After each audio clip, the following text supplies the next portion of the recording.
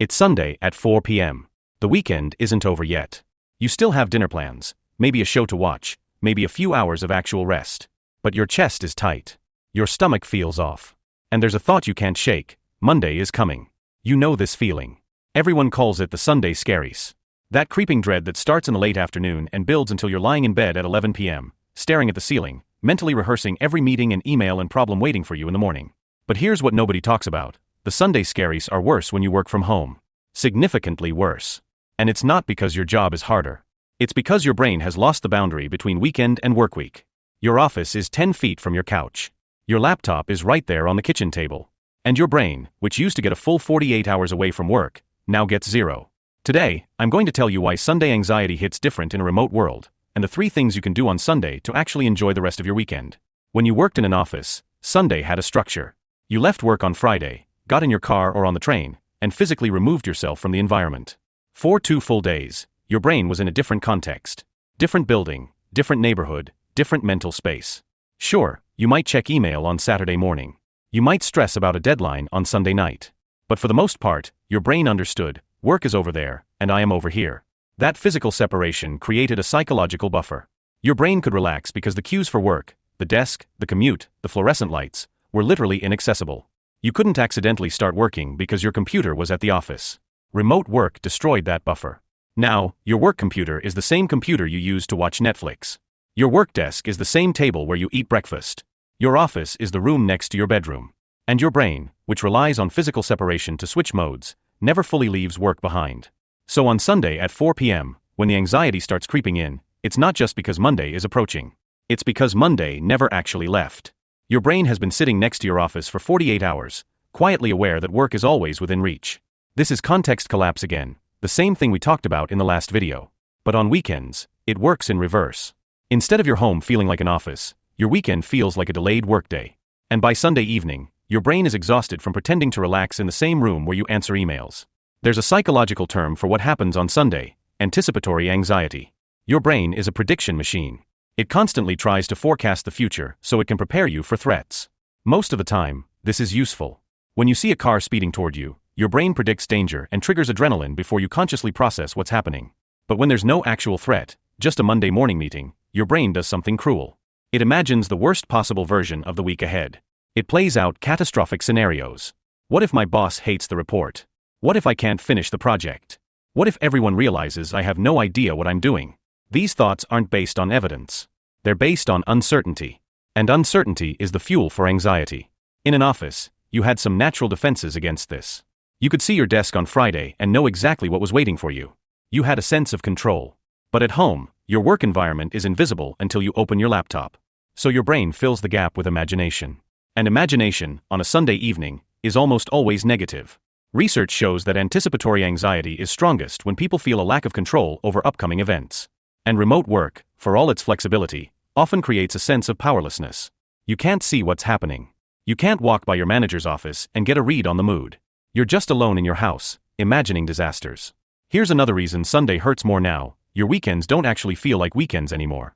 When you worked in an office, Friday night felt like a release. You went to happy hour, or you went home and crashed, or you made plans for Saturday. The workweek had a clear ending, and your brain treated Friday evening as the starting gun for rest. But remote work has blurred the finish line. Friday at 5 p.m. doesn't feel like a transition when you're already sitting in your living room. You close your laptop, but the room looks exactly the same. There's no physical shift. No commute to decompress. No change of scenery to signal that work is over. So you never fully enter weekend mode. You spend Saturday in a kind of limbo, half resting, half aware that your desk is right there. And by Sunday, you realize you haven't actually relaxed at all. You've just been procrastinating on work in the same room where work happens. This creates a terrible feedback loop. You feel guilty for not working on Saturday. You feel anxious about Monday on Sunday. And you enter the workweek already depleted, because your weekend was just a low-intensity version of your workweek. And then there's the worst habit. The thing that seems logical but makes everything worse. Checking your email on Sunday night. It starts innocently. I'll just see what's in my inbox. I'll get a head start on Monday. It'll make me feel less anxious if I know what's coming. So you open your laptop. You scan your emails. And within 30 seconds, your Sunday evening is destroyed. Because here's what happens. Your brain sees the unread messages, the new tasks, the problems that appeared on Saturday, and it shifts into work mode. Instantly. Adrenaline spikes. Your heart rate increases. Your shoulders tense. And now you're not just anxious about Monday, you're working on Sunday night for free, while your brain fully believes the workweek has already started. This is the Sunday night doom loop. You check email to reduce anxiety, but checking email creates anxiety. So you check more email to manage the new anxiety, which creates even more anxiety. By 9 p.m., you're fully stressed and fully working, and you haven't had a weekend at all. The cruel irony? None of those emails needed a Sunday response. You're solving problems that don't exist yet, in a state of exhaustion, for an audience that won't even read your replies until Monday morning. So what do you actually do about this? You can't make Monday go away. But you can rebuild the boundary that remote work destroyed. You can give your brain the signals it needs to understand. The weekend is real, and work starts tomorrow, not tonight. Here are 3 things that actually work. First, the physical boundary. On Friday evening, close your laptop and put it away. Not on the table. Not next to the couch. In a drawer, in a closet, in another room. Make it physically harder to access. Your brain uses visual cues to determine what mode it should be in. When your laptop is staring at you all weekend, your brain stays in work mode. When it's out of sight, your brain gets permission to relax. If you can't put it away, cover it. Put a cloth over it. Close the door to your office. Do something that changes the visual landscape of your home. Your brain needs to see that the portal is closed. Second, the Sunday evening transition. Instead of dreading Monday, create a Sunday evening ritual that signals the end of the weekend. This sounds backward. Why would I want to mark the end of my weekend? But it works because it gives your brain closure. Cook a specific Sunday dinner. Watch a specific show. Go for a Sunday evening walk. Call a friend at the same time every week. The ritual tells your brain, the weekend had a shape, it had an ending, and now I'm moving into the next thing intentionally. Without a ritual, Sunday just bleeds into Monday. And bleeding creates anxiety. Intention creates calm. Third, the Monday morning prep. Here's the counterintuitive one. Spend 15 minutes on Sunday evening preparing for Monday morning. Not checking email. Not doing work. Just preparing. Lay out your clothes. Prep your coffee. Write down the 3 things you need to do first thing Monday. Set up your workspace. This works because anxiety feeds on uncertainty.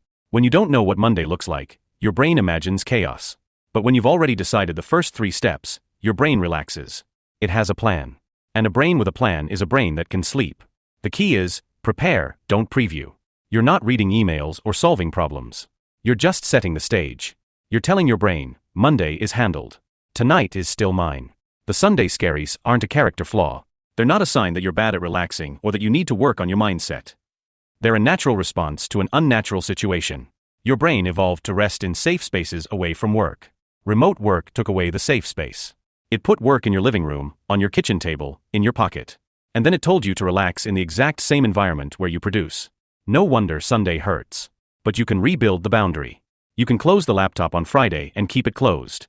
You can create a Sunday ritual that gives your weekend a shape. You can prep for Monday without surrendering to it. The goal isn't to eliminate Sunday anxiety entirely. The goal is to make Sunday feel like it belongs to you again. Drop a comment. What time on Sunday do your scaries usually start? Mine hits at 4 p.m. like clockwork. Let's see who's the earliest. Subscribe for more on the psychology of remote work. Next week, why your home office makes you feel invisible, and what to do about it. Enjoy what's left of your Sunday. Close the laptop.